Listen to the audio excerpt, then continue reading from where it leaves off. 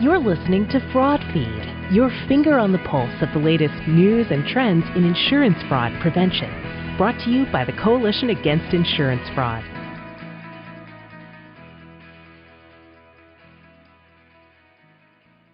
Hello, this is your host, David Veach, coming to you with Fraud Feed. Alice Ross was driving along one night, minding her own business. She was a grandmother in Queens, New York, and beloved by her family. Suddenly, out of nowhere, another car rammed into Alice's car. She spun out of control. She hit a tree and died from her traumatic injuries. Alice was set up by an insurance criminal. The guy was in a gang that was prowling the streets. He was looking to ambush and maneuver innocent drivers into crashes. The goal was simple: make phony insurance claims for painful whiplash injuries that never happened. Welcome to the crash for cash fraud business. Criminal gangs make billions of dollars in false whiplash claims every year, driving up your auto premiums. Jim Berrigan is director of the Anti-Fraud Unit of Crum & Forster. He also chairs the New York Alliance Against Insurance Fraud.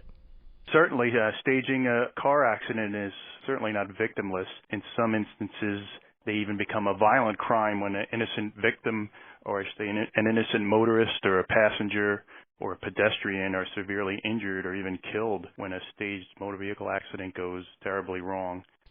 Alice paid with her life, though most setup wrecks aren't that extreme. But you still need to watch out. Any one of us could be next. Most of the time these crashes happen at a low speed. Maybe a car deliberately jams on its brakes at an intersection, and you're forced into a rear-ender with the other car.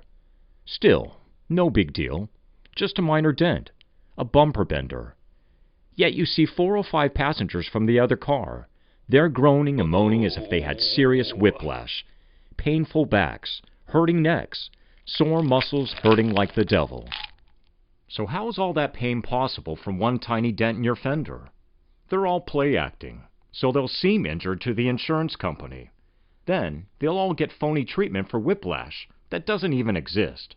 That means thousands of dollars of bogus insurance claims that are stolen money. Mark Kolda is with the Minnesota Insurance Institute. You might be traveling down a road and somebody speeds up beside you at a high rate of speed, then cuts in front of you and hits the brakes right away, and then causes kind of a rear-end accident. Then what happens is the people that are in the car in front that caused the accident then will go to a medical provider and then be treated for injuries, and the provider then bills the insurance company a lot more than what was necessary. Stage crashes steal billions of dollars a year around the U.S., and we all pay a big price. It means higher auto premiums, money that we could use for groceries or mortgage payments. Not to mention the many hours we spend getting our dented cars fixed up. And as we learned from Alice Ross, our very lives could be on the line. Sometimes you're forced into a crash at a higher speed. Maybe it's a rear ender on the freeway or some other busy roadway. This is serious danger. It's how Alice Ross lost her life. Berrigan elaborates. More often that it will clearly appear that the victim was responsible for the accident. And yet, there's another twist. The criminal gang members often just ram their own cars into each other. No outside cars. A guy named Mikhail Zemlyansky ran a huge fraud ring in New York City. His gang made $279 million worth of false insurance claims, nearly all for treating bogus crash injuries. It was a factory line of greed, rolling in super high gear. He hired squadrons of cars to crash into each other. Incredibly enough, many of his crashes never even happened. Everything happened only on paper. It was like some fairy tale of fraud. Zemlyansky had hundreds of cronies pretend they had painful whiplash. If there were awards for bogus moaning and groaning, these fraudsters would sweep the awards on Emmy night. Crooked doctors were on his payroll.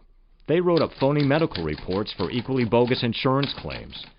Some crash crooks go to a whole new level of danger. They put their own children into cars and then ram them into other motorists. A woman named Anna Vondo did just that in South Florida. She packed her kids into her car like little sardines and then caused crashes. Ovando got 6.5 years in prison. Her children cried uncontrollably when they lost their mother to a jail cell. Yet there's good news. Insurance investigators are hard at work. They're arresting crash criminals week after week. You can also take positive steps of your own. First, never tailgate another vehicle. You want to avoid getting set up for a rear-end collision. So stay alert and avoid distractions. Jim Berrigan. Today, the vehicle itself has become a distraction, whether it's the complex onboard screens or the audio-video infotainment options and GPS devices and Wi-Fi enabled vehicles and phone calls and texts and tweets. All these vehicle and handheld devices are all dangerously distracting drivers from the roadway, which obviously places everyone at risk. Second, go very carefully if a friendly driver tries to wave you out of your parking space. He might deliberately cause a crash as you pull out. Third, if you're in a crash, take photos of the scene. That means the damage and the other passengers. This will make sure you have an accurate record of what really happened, not what crash artists claim happened. Mark Kolda. So if you can take pictures at the scene to show that the cars that were involved really didn't have much physical damage, that's helpful to show to the investigators that, yes, maybe the physical damage on the cars don't justify, 6 people claiming $20,000 in medical benefits.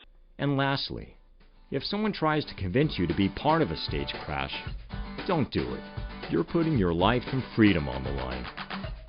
So let's all put the brakes on stage crashes that wreck for riches. Let's stay alert and put crash crooks onto a fast freeway straight to jail. This has been your host, David Veach.